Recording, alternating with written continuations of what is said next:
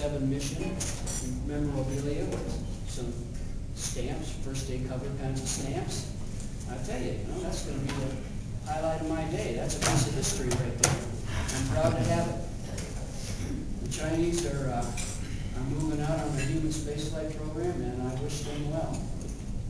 The more of us that are using space for peaceful purposes, the better. So, how about Boeing space exploration? These people and their compatriot, Mark Jager, who runs our CAPS, which is Checkout and Payload Processing Services program down in Florida, are all earning excellent award fee grades from their customers. Their customers are very happy. As John said, we've got a fleet of shuttles that can fly as long as the country needs them to fly.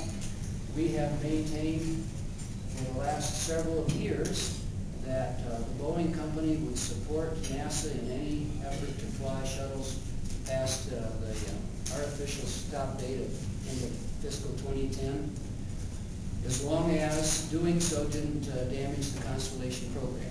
So if the government, like Mr. Nelson wants to, comes up with some more money to keep flying shuttles a little longer, by golly, we'll support them, and the shuttles will be plenty safe to fly. They're safer now than they have ever been. Joy and her team on ISS have just completed our obligation, Boeing's obligation on the DD-T&E prime contract for the International Space Station by delivering the S6 element. That's the last major element that we have to deliver to NASA to complete our responsibilities. And in 6 months from now, there'll be a really wonderful event when we agree with NASA that the International Space Station has met all of its requirements per our contract. Jim is being modest about how well the Ares upper stage work is going with Marshall. Not only is he working on Ares 1, but has submitted proposals for Ares 5 Phase 1 study contracts. Just like in Houston, we have submitted proposals for what they call Altair ACDC, which are design study contracts. And those will help the agency refine their design of Altair and Ares 5. And we're looking forward to procurements for those. The sooner the better, because as was pointed out, if the shuttle stops flying before we have an opportunity to compete for follow-on work on Altair and Ares 5, then we'll have a problem with our staffing levels that we'll have to deal with. In fact, the big five on human spaceflight, Boeing, Lockheed Martin, ATK, Pratt & Whitney Rocketdyne, and USA, between the 5 of us, when shuttle stops flying, we'll be laying off somewhere between 8,000 and 10,000 people if these procurements for the follow-on Constellation elements don't get accelerated. So when we go to the Hill, we talk to the people in Congress about the importance of accelerating those procurements from 2012 is roughly where they sit now in 2010. And I sure would like to see that happen. In the meantime, things are going very well. As you've heard in the human spaceflight programs, the shuttle team is clicking them off, and ISS is now fully powered.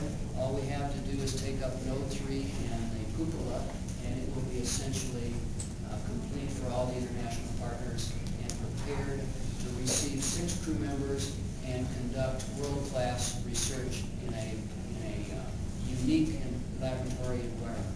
I certainly hope that the logistics support for the International Space Station turns out to be adequate over the next several of years in order to allow for all of the international partners to do the kind of research that we've all anticipated these many years that we've been putting the International Space Station together. You remember how after Hubble got its glasses a few years ago, several years ago, the first remarkable picture that came out of the Hubble Space Telescope that was transmitted worldwide, how that caught everybody's attention. It was a big deal. It was like, some of you were alive when Neil Armstrong first stepped on the moon. It was almost the same kind of response to the first picture from Hubble. And I'm convinced that someday some discovery will be made on the International Space Station that will catch humanity's attention, just like that first Hubble picture and just like the first man walking on the moon. In the meantime, NASA will be executing Constellation, and we'll be getting ready to go back to the moon with the 13th set of boots on the moon, and learning how to operate there for long periods of time, set up an outpost just like Antarctica, and figure out what it's going to take to send humans to Mars, and really find out what's there, what was there, what could have been there, learn more about how we got here. So things are bright.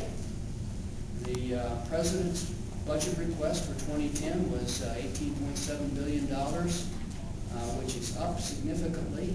Now remember that every budget since 2004 has been at a level below the sand chart that President Bush laid out in January 14th, 2004 when he went over to NASA headquarters and rolled out the Constellation program. So every year since then, the agency has not been funded to those levels depicted on that sand chart, and therefore the agency hasn't been able to make the progress that they would have been able to make had that funding been in place. Nonetheless, they're making good progress on Orion, on Ares 1.